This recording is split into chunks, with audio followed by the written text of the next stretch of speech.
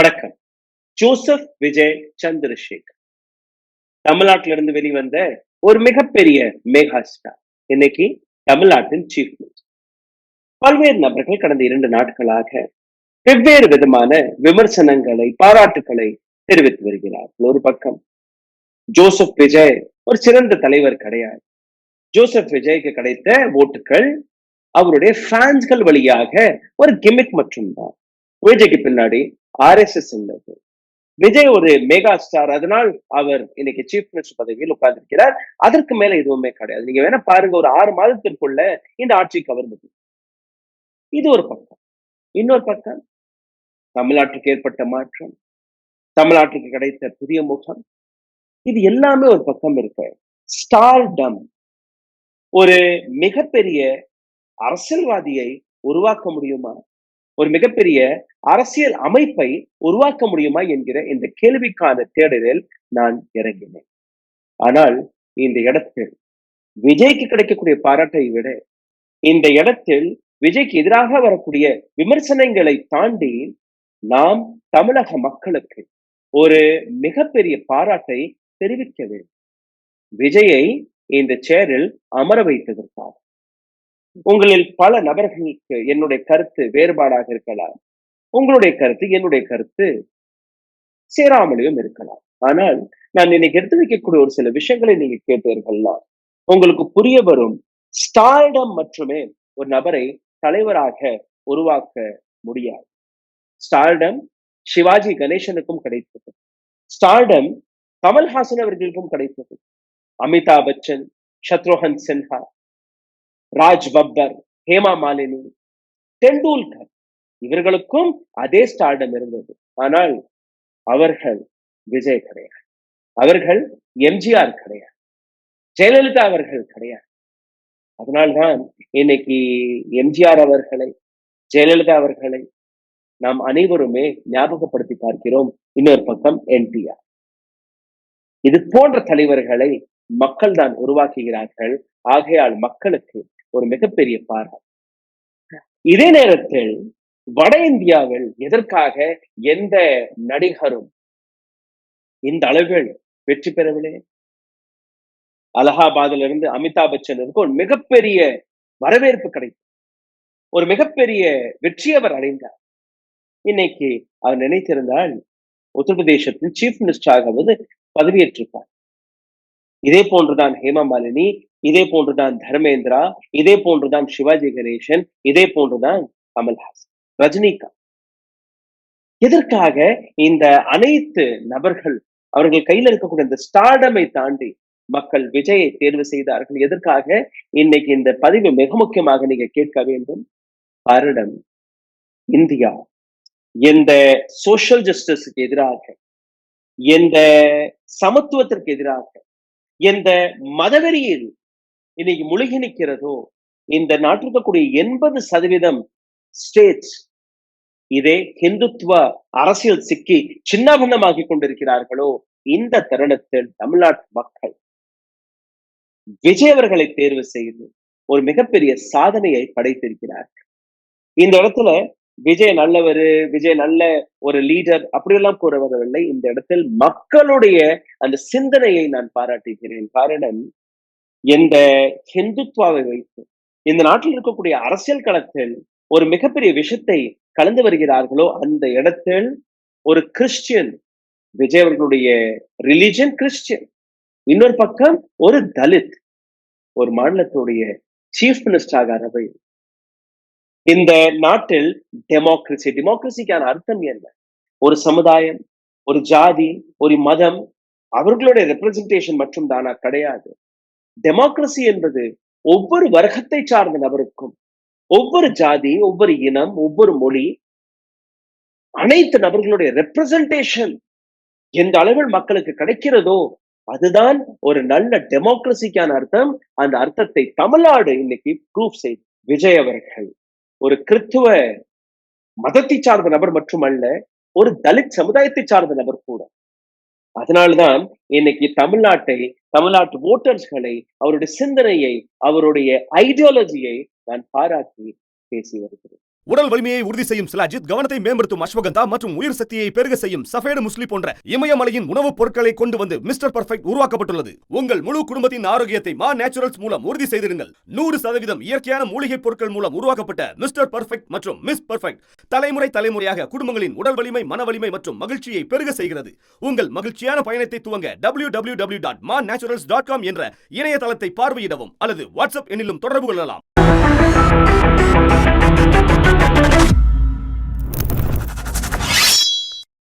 Stardom மற்றும் ஒரு நபருக்கு இருந்தால் பற்றா. அப்படி ஸ்டார்டம் இருந்தால் நான் தொடக்கத்திலே கூறியபடி எத்தனையோ தலைவர்கள் இன்னைக்கு சீஃப் மினிஸ்டர் பதவியில் உட்கார்ந்திருப்பார். இன்னொரு பக்கம் பல்வேறு நபர்கள் எடுத்து வைக்கக்கூடிய விஷயம், இது பிஜேபி இல்ல RSS உடைய கையால். இன்னும் சொல்ல போனால் திருமாவளவன் அவர்களே, விஜய் அவர்களே ஒரு RSS உடைய பி டீமாக தான் எடுத்து காட்டினார். இன்னைக்கு அதே விசி, அதே திருமாவளவன் அவர்கள், அவரும் இந்த மண்ணின் தலித் முகத்தின் ஒரு மிக சிறந்த தலைவர்களில் அவர் ஒருவர். இன்னைக்கு அவரும் இதே டிவிக்குடன் கை கோர்த்து ஆட்சியை அமைத்திருக்கிறார். இந்த இடத்துல நீங்க பார்த்தீர்கள்னா வட இந்தியாவுடைய பாலிடிக்ஸும் தென்னிந்தியாவுடைய பாலிடிக்ஸும் ரொம்பவே வித்தியாசமா, என்டையர்லி டிஃப்ரெண்ட். அதனால்தான் இன்னைக்கு இந்த பதிவில் நான் வட இந்தியாவில் இருக்கக்கூடிய பல்வேறு நடிகர்களுடைய பேரும் நான் எடுத்து காட்டுகிறேன். Chief minister of Tamil Nadu Vijay, அவர் 2 விஷயத்தை கூறினார். ஒரு பக்கம் ஸ்டாலின் என்னுடைய பொலிட்டிக்கல் எதிரி, அரசியல் ரீதியாக நாங்க வெவ்வேறு கட்சிகள் வெவ்வேறு விஷயங்களை பேசிக் கொண்டிருக்கிறோம், அதனால் அவரை நான் ஒரு பொலிட்டிக்கல் எதிரியாக பார்க்கிறேன். ஆனால் அடித்தளத்தில் ஐடியாலஜிக்கலி ஸ்டாலின் என்னுடைய எதிரி கிடையாது. ஐடியாலஜிக்கலி RSS பிஜேபி என்னுடைய எதிரி. தமிழ்நாட்டு மக்கள் எந்த அளவில் அரசியலை, மதத்தை, மொழியை வெவ்வேறாக பார்க்கிறார்களோ, தன்னுடைய மத நம்பிக்கையை வேறாக பார்க்கிறார்களோ, அதே போன்றுதான் இந்த முறை அவர்கள் படைத்த சாதனை. We all have to respect that. திராவிட அரசியலை ஒரு புதுவிதமாக எடுத்து வைக்கக்கூடிய வேலையை தான் விஜய் பார்க்கிறார். அதை தான் நான் நம்புகிறேன். சோஷியல் ஜஸ்டிஸ், பெரியார், அம்பேத்கர், இது RSS உடைய கொள்கை கிடையாது, பிஜேபியுடைய கொள்கை கிடையாது. தமிழ் மொழி, தமிழ் பற்று, இது பிஜேபி RSS உடைய கொள்கை கிடையாது. இன்னொரு பக்கம் நீங்க பார்த்தீர்கள்னா ஸ்டாலின் அவர்கள் எந்த அளவில் தைரியமாக மத்திய அரசாங்கத்துக்கு எதிராக, நரேந்திர மோடியின் அராஜகத்துக்கு எதிராக குரல் கொடுத்தாரோ, ஒரு மிக அழகான ஒரு டெமோக்ராட்டிக் மாடலை எடுத்து வைத்தாரோ, தமிழ்நாட்டில் இருக்கக்கூடிய குழந்தைகள் கல்வியாக இருக்கட்டும், மருத்துவமாக இருக்கட்டும், டெவலப்மெண்ட் மாடல் எந்த அளவில் சிறந்து ஒழுங்கியது என்று நாம் பார்க்க வேண்டும். இதுதான் விஜய் அவர்களுக்கு ஏற்படக்கூடிய ஒரு மிகப்பெரிய சேலஞ்சாகவும் மாறப்போகிறது. தமிழ்நாட்டுடைய GDP growth 16% ஸ்டாலின் அவர்களுடைய தலைமையில். தமிழ்நாட்டுடைய பர் கேபிட்டா இன்கம் 3,50,000 ரூபாய் வருடத்திற்கு ஒவ்வொரு நபரும் சம்பாதிக்கக்கூடிய தொகை. இது இந்தியாவில் எங்கேயுமே நான் பார்க்கவில்லை. இண்டஸ்ட்ரியல் டெவலப்மெண்டை பார்த்தீர்கள்னா வட இந்தியாவில், பேன் இந்தியாவில் it is only 4.5%. Tamil Nadu it is 11.5%. GDP growth 16% சொன்ன இல்லையா, அது GDP growth nation wide it is 6%. Tamil Nadu 16%, leading in all possible areas. தமிழ்நாட்டு மக்கள் ஸ்டாலின் அவர்களுக்கு எதிராக ஓட்டு போடவில்லை. தமிழ்நாட்டு மக்கள் விஜய் அவர்களுக்கு ஒரு வாய்ப்பை கொடுத்திருக்கிறார். விஜய் அவர்களுக்கு ஒரு வாய்ப்பை கொடுத்து இதைவிட பெட்டராக உங்களால் உருவாக்க முடியுமா என்கிற அந்த challenge. So definitely Vijay has to prove his model. Mamata Banerjee, MK Stalin, எந்த அளவில் இந்த 2 தலைவர்களுமே இந்த நாட்டில் சாசனத்துக்கு எதிராக ஒரு மிகப்பெரிய தூணாக இருந்தார்களோ, அதோடைய அடுத்த கட்ட மாற்றம் தான் விஜயுடைய அரசு. இது மக்களால் விஜய்க்கு கிடைத்த அந்த பரிசு. அதனால் Vijay has to be really serious. ஆனா இந்த விஷயத்தை RSS தெளிவாக புரிந்து கொண்டது. RSS புரிந்து கொண்ட விஷயம் என்ன? விஜய் அவர்களை பதவியேற்க விடாமல் தடுத்தது எதற்காக?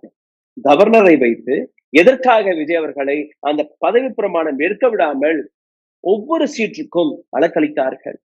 காரணம், எந்த அரசியலை கடந்த 60 ஆண்டுகளாக ஏடிஎம்கே டிஎம்கே எடுத்து வைத்ததோ, இப்போ ஏடிஎம்கே அந்த பக்கம் திரும்பி போயிட்டு விட்டார்கள், அது வேற விஷயம்.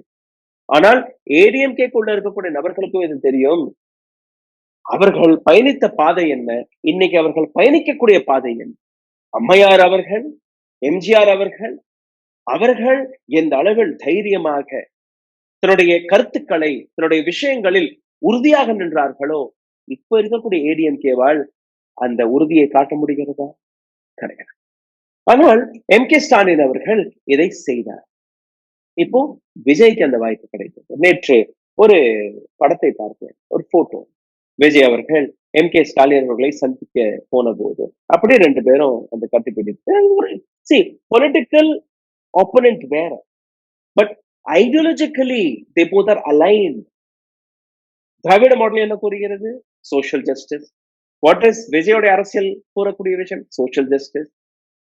திராவிட மாடலில் பெரியார், அண்ணா, இங்கே என்ன? அதேதான். திராவிட அரசியல் செக்குலரிசத்தை முன்னிறுத்துகிறது. விஜய் கிடைத்த இந்த மேண்டேட் அதே செக்குலரிசத்தை தான் எடுத்து காட்டுகிறது. விஜய் அவர்கள் கூறும்போது கூட செக்குலரிசத்தை தான் எடுத்துக்காட்டு. அப்ப எதற்காக விஜய்க்கு ஓட்டு போனது? எம்.கே. ஸ்டாலின் எவ்வளவு? நீங்க தானே சொல்றீங்க 16% ஜிடிபி growth, 3 லட்சம் ரூபாய் per capita income, industrial growth is at 11.5%. வேற எந்த மாநிலத்திலும் இந்த இடத்துல தான் ஒரு டிஃபரன்ஸ் இருக்கு. என்னன்னா, தொடர்ந்து கடந்த 60 ஆண்டுகளா எந்த அரசியலை தமிழ்நாட்டு மக்கள் பார்த்து வந்தாரோ, அந்த அரசியலுக்கு எதிராக ஒரு ஹிந்துத்துவ பாலிடிக்ஸ் இந்தியாவில் உருவானது. மைனாரிட்டிகளுக்கு எதிராக ஒரு மிகப்பெரிய பாலிடிக்ஸ் உருவானது. விஜய் ஒரு பக்கம் கிறிஸ்துவ மதத்தை சார்ந்த நபர், சோ மைனாரிட்டி ரெப்ரசன்டேஷன் அங்க வருகிறது. இன்னொரு பக்கம் தலித், ஒடுக்கப்பட்ட சமுதாயம், அவர்களுடைய அந்த மேண்டேட், அவர்களுடைய ரெப்ரசன்டேஷனும் வெளிவந்தது. இதுதான் ஒரு ஹீரோவாக விஜயை பார்த்த மக்கள் அவரை அரசியல்வாதியாக, லீடராகவும் பார்க்க முன்வந்தார்கள். அதனால்தான் அந்த முத்திரையை குத்தினார்கள், அதனால்தான் அந்த பட்டனை அமைக்கிறார்கள். இன்னைக்கு விஜயை விமர்சிக்க நபர்கள் ஏராளமாக இருக்கலாம், நானும் விமர்சிப்பேன். ஒரு 6 மாதம் கழித்து, 3 மாதம் கழித்து விஜய் எப்படி நடந்து கொள்கிறார் என்று. இன்னைக்கு நான் போடக்கூடிய இந்த பதிவு விஜய் அவர்களுக்கோ, அவரை உசத்தி பேசுவதற்காகவோ அல்ல அவரை மட்டம் தட்டுவதற்காகவோ கிடையாது. எம்.கே. ஸ்டாலின் அவர்களை பற்றி புகழ்வதற்காக கிடையாது. தமிழ்நாட்டு மக்கள் எதற்காக ஓட்டு போட்டார்கள், தமிழ்நாட்டு மக்கள் கொடுத்த மேண்டேட், அதை பற்றி தான் இன்னைக்கு நான் பேச வந்திருக்கிறேன். உங்களுக்கு புரிய வேண்டும், சதன் இந்தியாவில் இருக்கக்கூடிய லீடர்ஷிப் கொடுத்த இந்த மேண்டேட்டுக்கான அர்த்தம் என்ன. 80% இந்தியா இன்னைக்கு RSS பிஜேபி வெடித்த வலையில் சிக்கி சின்ன பின்னமாக கொண்டிருக்கிறது. தமிழ்நாடு மட்டும்தான் செக்குலரிசம், லிபரல் டெமோக்ரசி, இது தமிழ்நாட்டுடைய கேரக்டர். அண்ட் இதுதான் இந்தியாவுடைய கேரக்டர், இந்தியாவுடைய அந்த கான்ஸ்டிடியூஷனுடைய கேரக்டர். விஜய் அவர்களுக்கு கிடைத்த அந்த வாய்ப்பு ஜெயலலிதா அம்மையாருக்கும் கிடைத்தது, என்டிஆர் அவர்களுக்கு கிடைத்தது, எம்ஜிஆர் அவர்களுக்கு கிடைத்தது, ஏராளமான நபர்கள் அவர்களுக்கு கிடைக்காம போறது அந்த பட்டியலில் அவர்கள் எடுத்து காட்டுவேன். ஆனால் விஜய் அவர்களுக்கு கிடைத்த இந்த வாய்ப்பிற்கான ஒரு சில படங்களை நீங்க பார்க்கிறீர்கள். அந்த ஓத்திங் செரிமனியை நீங்க பாருங்கள். பதவி பிரமாணம் எடுக்கும் போது ஒரு மிகப்பெரிய ஹீரோஃபிக் பிரசன்ஸை நாம் பார்க்க முடிந்தது. ஒட்டுமொத்த இந்தியா விஜய் அவர்களுடைய இந்த பதவி பிரமாணத்தை எடுத்து காட்டினார்கள், பார்த்தார். இந்தியாவில் இருக்கக்கூடிய ஆந்திரா, தெலுங்கானா, கர்நாடகா, கேரளா, இந்த 4 மாநிலத்திலும் நீங்க பார்த்தீங்கன்னா நேரடியாக ஒரு செக்குலர் அரசாங்கத்தை நாம் உருவாக்கி இருக்கிறோம். ஆந்திர பிரதேசத்தை நேற்று ஒரு வீடியோ போட்டிருந்தேன். சந்திரபாபு நாயுடு எந்த அளவில் 2029ஆம் ஆண்டுக்கு முன்னாடியே சென்ட்ரல் கவர்மெண்டில் அவர் போக வேண்டும் என்கிற ஒரு பிளானை போட்டுக் கொண்டிருக்கிறது. இந்த பிளான் பிஜேபியுடன் இருக்கும் போது நடக்காது, அது அவருக்கு நன்றாகவே தெரியும். பிஜேபி அல்லா ஒரு அரசாங்கம் பிஜேபி எல்லாம் ஒரு அணியை உருவாக்குவதற்காக தான் இன்னைக்கு சந்திரபாபு நாயுடு வெளியில வரப்போகிறார் என்கிற ஒரு கணக்கை நான் எடுத்து காட்டினேன். காரணம், தென்னிந்தியாவில் இருக்கக்கூடிய ரெப்ரசன்டேஷன் டீலிமிட்டேஷனை வைத்து இந்த அளவில் நரேந்திர மோடியின் அரசாங்கம் குறைக்க பார்க்கிறதோ அந்த இடத்தில் சந்திரபாபு நாயுடு தன்னுடைய அரசியலையே இழந்து விடுவாரோ என்கிற ஒரு கேள்வி. இன்னைக்கு ஏடிஎம்கேவிற்கு வரக்கூடிய சேலஞ்ச், எதற்காக எடப்பாடி அவர்களுக்கு எதிராக ஒரு ஒரு ஒரு கோபம் ஏடிஎம்கே கேடர் மன்றத்திலே வருகிறது.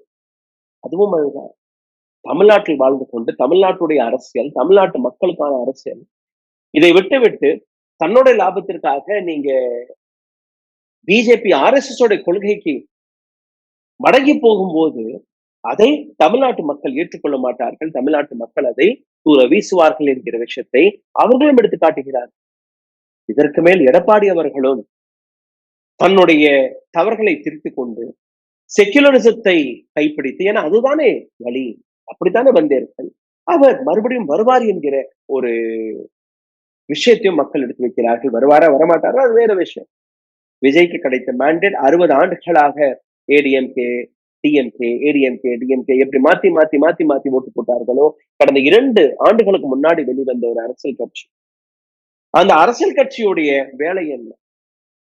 மக்களுக்கு முன்னாடி எப்படி அவர்கள் போனார்கள், எப்படி அவர்களுக்கு இவ்வளவு பணம் கிடைத்தது, எப்படி அவர்களுக்கு இந்த மேண்டேட் கிடைத்தது, டிஎம்கேவும் செய்ய முடியாத விஷயம், ஏடிஎம்கேவும் செய்ய முடியாத விஷயத்தை எப்படி அவர்கள் செய்தார்கள். இப்ப இந்தியா அலையன்ஸை பற்றி நீங்க பேசினீர்கள்னா, இந்தியா அலையன்ஸை அப்படியே தோண்டி புதைத்து விட்டார்கள். மேல பூமாலை எல்லாம் போட்டுட்டு இருக்காங்க. கடைசி மூச்சு இழுத்துக்கொண்டு இருக்கிறது India alliance. TMC, DMK, Congress, இந்த பக்கம் சந்திரபாபு நாயுடு, அந்த பக்கம் நிதிஷ்குமார், இவர்கள் எல்லாருமே சேர்ந்துதானே அந்த இந்தியா அலையன்ஸை உருவாக்கினார்கள். இன்னைக்கு இந்தியா அலையன்ஸ் எங்க என்று நீங்க கேட்டீர்கள்னா எங்கேயுமே படம். 1962ஆம் ஆண்டிலிருந்து எந்த படத்தை தமிழ்நாட்டு மக்கள் பார்த்து வந்தார்களோ, இந்த அரசியலை தமிழ்நாட்டு மக்கள் பார்த்து வந்தார்களோ, அதே அரசியல் தான் ஒரு புது வேடத்தில் புது முகத்துடன் விஜய் வழியாக வந்திருக்கிறது. இதனால்தான் விஜய் இந்த விஷயத்தை இன்னும் சீரியஸாக எடுத்துக்கொள்ள வேண்டும். இவர் தமிழ்நாட்டுடைய சீஃப் மினிஸ்டர் மட்டும் கிடையாது, ஒரு தலித் லீடர், ஒரு கிறிஸ்டியன் தலித் லீடர். அவரை தமிழ்நாட்டு மக்கள் சீஃப் மினிஸ்டர் பதவியில் அமர வைத்திருக்கிறார்கள். அப்போ எந்த தருணத்தில் இந்துத்துவா பாலிடிக்ஸ் நாடு முழுவதும் நடக்கும்போது, ரிலிஜியஸ் போலரைசேஷன் நடக்கும்போது, மதவெறி, மதத்தை வைத்து அரசியல் செய்யக்கூடிய அந்த தருணத்தில் மொழியை வைத்து அரசியல் செய்யும் போது தமிழ்நாட்டு எதை எதிர்த்தது? டிஎம்கேவாக இருக்கட்டும், ஏடிஎம்கேவாக இருக்கட்டும், ஜெயலலிதா அம்மையார் இருக்கும் வரை எதை எடுத்து வைத்தார்கள்?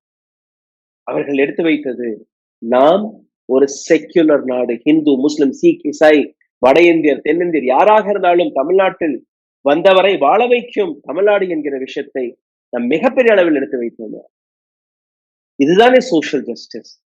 இதைத்தானே தமிழ்நாடு எடுத்து வைத்தது. அதனால்தானே இந்த நான் காட்டிய இந்த number 16%, 11%, 3.5 lakh rupees of per capita income எப்படி வந்தது எல்லாமே?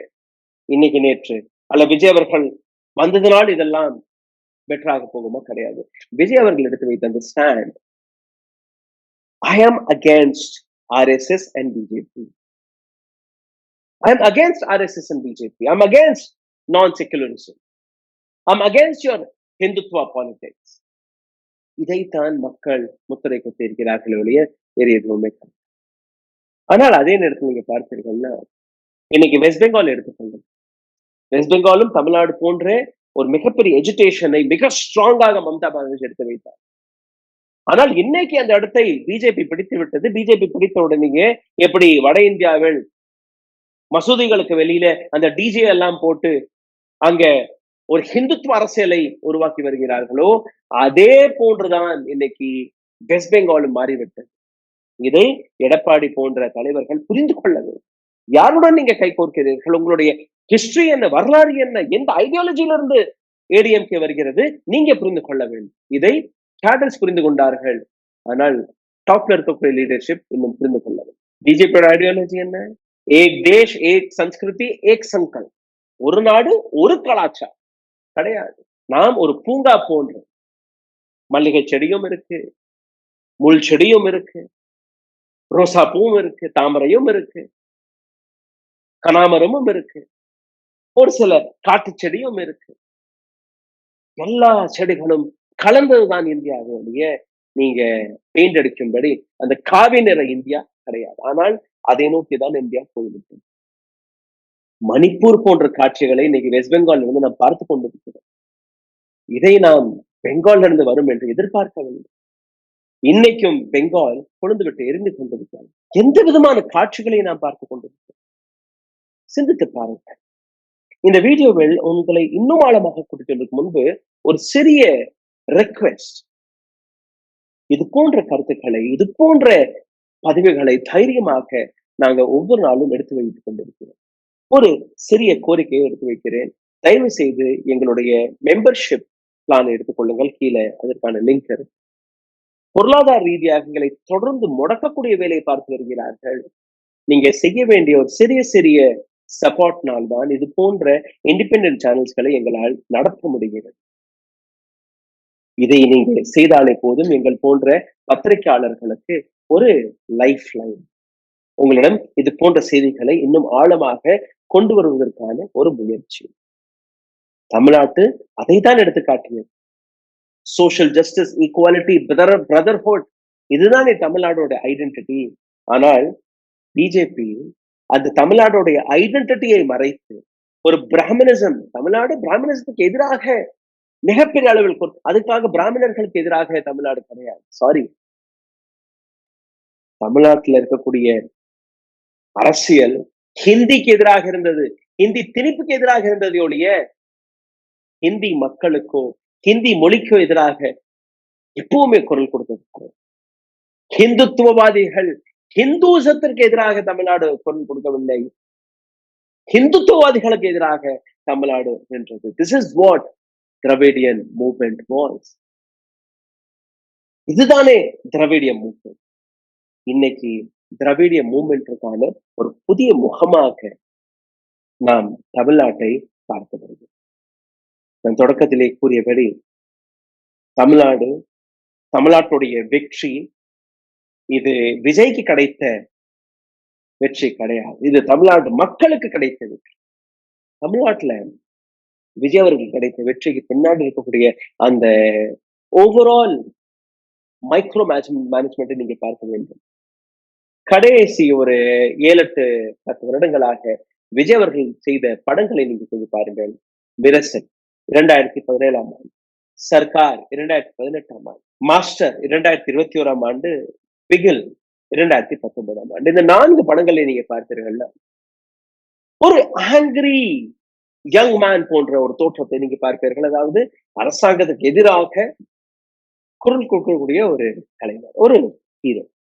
அதே ஹீரோ மக்களுக்கு முன்பு வந்து ஓட்டை கேட்ட போது மக்கள் அந்த ஓட்டை போட்டிருக்கிறார். இதற்கு பின்னாடி இதே போன்ற ஆங்கிரி யங் மேன் ஃபேஸை அமிதாப் பச்சனையும் நாம் பார்ப்போம். அமிதாப் பச்சன் அவர்கள் இந்தியாவின் ஒரு சிறந்த நடிகர், ராஜீவ் காந்திக்கு மிக நெருக்கமாக இருந்த நபர். அலகாபாத்தில் இருக்கக்கூடிய மக்கள் மிகப்பெரிய அளவில் அவரை வெற்றி பெற வைத்து அவரை பார்லிமெண்ட்டுக்கும் அனுப்பினார்கள். ஆனால் என்ன ஆனது? He's been failed.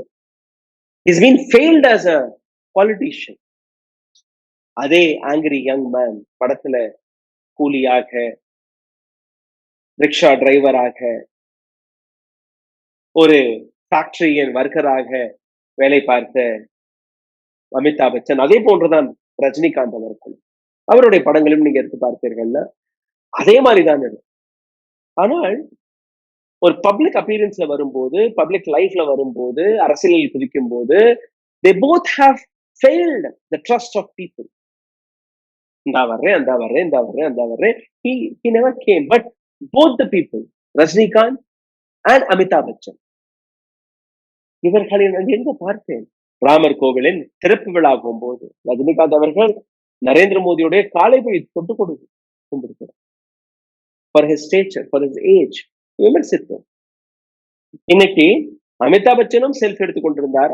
அதாவது ஹிந்துத்துவ பாலிடிக்ஸை, இதுதான் எங்களுடைய எதிர்காலம் என்கிற இந்த விஷயத்தை இவர்கள் நம்பும் போது, விஜய் போன்ற நபர்கள் அரசியல் வரும்போது, விஜய் போன்ற நபர்கள் ஒரு மைனாரிட்டி, ஒரு கிறிஸ்டியன் மைனாரிட்டி ஒரு தலித் வர்க்கத்திலிருந்து வரும்போது மக்கள் அவர்களுக்கு ஓட்டு போட்டதில் எந்த விதமான தவறும் கிடையாது என்பதை நான் நம்புகிறேன். ஆனால் he has a major challenge. எந்த இடத்தில் ஸ்டாலின் அவர்கள் தமிழ்நாட்டை விட்டு சென்றிருக்கிறார்களோ, அடுத்த 5 ஆண்டுகளுக்கு விஜய் அவர்கள் கையில் இந்த ஆட்சி இருக்கிறதோ, 16% should grow to 17, 18, 19%. Or at least he should maintain what Tamil Nadu is growing. நம்மளுடைய இண்டஸ்ட்ரியல் டெவலப்மெண்ட் நிச்சயமாக வளர வேண்டும். இன்னைக்கு டாஸ்மாக் கடைகளை மூடக்கூடிய ஒரு உத்தரவை கொடுத்திருக்கிறார், வரவேற்கிறேன். It is a fantastic idea. But அந்த நஷ்டத்தை எப்படி நீங்க சரிகட்ட போறீர்கள்? அந்த நஷ்டத்தை எப்படி நாம் பேலன்ஸ் அவுட் செய்ய போகிறோம்? அதற்கான ஃபுட் பிரிண்டும் அதற்கான ப்ளூ பிரிண்டும் உடனடியாக நீங்க கொண்டு வர வேண்டும்.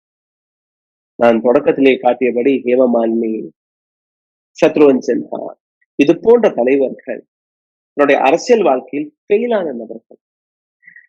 1987 ஆண்டு 84 ஆண்டு அவருக்கு ஹியூஜ் மார்ஜின்ல வெற்றி கிடைத்தது. 84 ஆண்டு 87 போஃபோர்ட் ஸ்கேண்டல் வந்த உடனே he sidelined himself from politics. He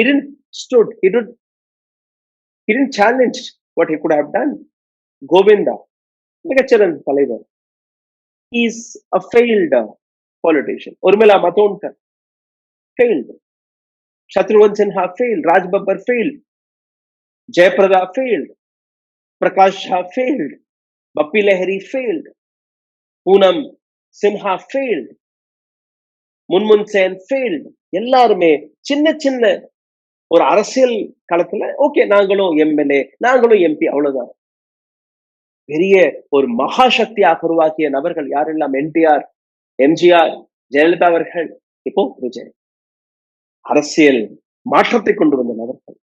தமிழ்நாட்டை பொறுத்தவரையில் சிவாஜி கணேசன், கமல்ஹாசன், ரஜினிகாந்த், கருணாஸ் அவர்களும் சிறந்த நடிகர், நல்ல மனிதர் கூட. ஆனால் அவர் ஒரு கட்சியில சேர்ந்து ஒரு சிறிய பங்கை உருவாக்கினாரே ஒழிய அவரால் ஒரு மிகப்பெரிய மக்கள் கூட்டத்தை உருவாக்க முடியவில்லை. ராமராஜன் அவர்கள் சிறந்த நடிகர், எனக்கு ரொம்ப பிடித்த ஒரு நடிகர். He is also been failed. கிரிக்கெட்டர்களை எடுத்துக்கொள்ளுங்கள். Mansoor Ali Khan Pataudi, Mohammad Azharuddin, Vinod Kambli, Tendulkar, Manoj Prabhakar, Mohammad Kaif, Kirti Azad. None of them had made a change. அவர்களும் முஸ்லிம் சமுதாயத்திலிருந்து வந்த நபர்கள், கிறிஸ்டியன் சமுதாயத்திலிருந்து வந்த நபர்கள், மைனாரிட்டி சமுதாயத்திலிருந்து வந்த நபர்கள். But no one had the courage or the fan following. இப்போ மக்கள் ரொம்பவே சாதாரணமா சொல்றார்கள், ஃபேன்ஸ் அவர்கள் போய் ஓட்டு குத்துறாங்க. No, 75,000 odd clubs, விஜயோட ஃபேன் கிளப்ஸ் மைக்ரோ மேனேஜ்மெண்ட் செய்திருக்கிறார்கள். அந்த ஃபேன்ஸ்கள் தொண்டராக மாறி வீட்டுக்கு வீடு போய் தன்னுடைய பிரச்சாரத்தை செய்ததனால்தான் இன்னைக்கு அந்த ஓட்டு கிடைத்திருக்கிறது. ஆனால் ஓட்டு கிடைத்து விஜய் அவர்கள் சீஃப் மினிஸ்டர் ஆனது சாதனை கிடையாது. நீங்க நிலைத்து நிற்கணும். நீங்க சொன்ன வார்த்தைகளை சரியாக மக்களிடம் போய் சேர்க்கணும். பயப்படக்கூடாது. மத்திய அரசாங்கத்திடம் எந்த அளவில் தமிழ்நாட்டிற்கு ஒவ்வொரு தலைவருமே போட்டியிட்டு தமிழ்நாட்டு மக்களுடைய ஐடென்டிட்டியை, தமிழ்நாட்டு மக்களுடைய அந்த உரிமைகளை கொண்டு வந்து சேர்த்தார்களோ அதே போன்று விஜய் அவர்கள் நிற்க வேண்டும். இல்லை என்றால் உங்களுக்கு கிடைத்த அந்த மேண்டேட். எனக்கு விமர்சனம் இருக்கு, பர்சனல் விமர்சனம் இருக்கு. 41 நபர்கள் உயிரிழந்தார்களே, 3 நாட்கள் வரை விஜய் அவர்கள் பேசவில்லை. இடி, சிபிஐ இது போன்ற பல்வேறு பிரச்சனைகள், மிரட்டல்கள் உங்களுக்கு முன்பு வரும் நிச்சயமாக. You have to withstand. Vijay அவர்களுடைய கட்சியில் இருக்கக்கூடிய பல தலைவர்கள், என்னுடைய நண்பர் புட்சட்னி ராஜமோகன் அவர்களுக்கு அமைச்சர் பதவி கிடைத்திருக்கு. ரொம்பவே எனக்கு சந்தோஷமா இருக்கு, மகிழ்ச்சியாக இருக்கு. ரொம்பவே நெருக்கமான நண்பர். என்னால் அவர் போன்ல பேச முடியவில்லை. But yes, is very close friend of mind. எனக்கு என்னுடைய நண்பர் இந்த மாதிரி ஒரு பெரிய பதவியில போறது எனக்கு ரொம்ப பெருமையா இருக்கு. But people like Rajmohan, people like Vijay, கீர்த்தனான ஒரு young minister of Tamil Nadu assembly, people like them should be more brave. உங்கள் மீது ஏடிஐ வரலாம், சிபிஐ வரலாம், ஐடி கேசஸ்கள் வரலாம். மக்கள் உங்களுடைய ஆதரவு நிற்கிறார்கள். So you also need to prove yourself. நீங்க பயந்து போயிட்டே இருக்கல, உங்களை அடக்கியது மட்டுமல்லாம உங்கள் மேல மேய்ஞ்சிட்டு போயிடுவாங்க. You will not survive. Arvind Kejriwal, Mamata Banerjee, M K. Stalin, Uddhav Thackeray, Sharad Pawar, இது போன்ற தலைவர்கள், இன்க்ளூடிங் காங்கிரஸ் ராகுல் காந்தி, இது போன்ற தலைவர்கள் களத்திலிருந்து வெளில வந்த நபர்கள். ராகுல் Gandhi had come from a family, but he did his work. அவருக்கு அந்த வாய்ப்பு கிடைத்தது. ஆனால் ராகுல் காந்தி தன்னை groom செய்திருக்கிறார். He had been grooming himself for the last couple of years. அதே போன்றுதான் தமிழ்நாட்டில் இன்னைக்கு விஜயோட அரசாங்கம், அவருக்கு கிடைத்த சேலஞ்ச் 2 தரப்பில் உள்ளது. எந்த லெகசியை திராவிட அரசியல் இதுவரை கூட்டி சென்றிருக்கிறதோ அதை விட பெட்டராக you have to perform without corruption. Corruption இருக்கக்கூடாது, அதுதான் ஒரு promise. You should do it. Second, you should not get afraid. தமிழ்நாட்டுடைய மக்கள், தமிழ்நாட்டு ஐடென்டிட்டி, தமிழ்நாட்டுடைய கல்ச்சர், தமிழ்நாட்டுடைய மொழி, இதை தாண்டி தமிழ்நாட்டு மக்களுடைய இந்த செக்யுலரிசம் ஐடென்டிட்டி, இதை பாதுகாப்பதுதான் உங்களுடைய முதல். You should not bend down to any threat, whatever comes from central government. I hope this message reaches to the right people. நன்றி, வணக்கம். ஊடகம் கார்ப்பரேட் அரசியல்வாதிகளின் கைப்பாவையாக அடிமைகளாக இருந்தது போதும், இனி சாட்டை எடுத்து சுழற்றும் நேரம் வந்துவிட்டது. ஊடகம் பொதுமக்களாகிய உங்களுக்காக, உங்களாலேயே இயக்கப்பட வேண்டும். ஊடக சுதந்திரத்திற்காக உங்களின் பங்களிப்பை இன்றே அளித்திடுங்கள்.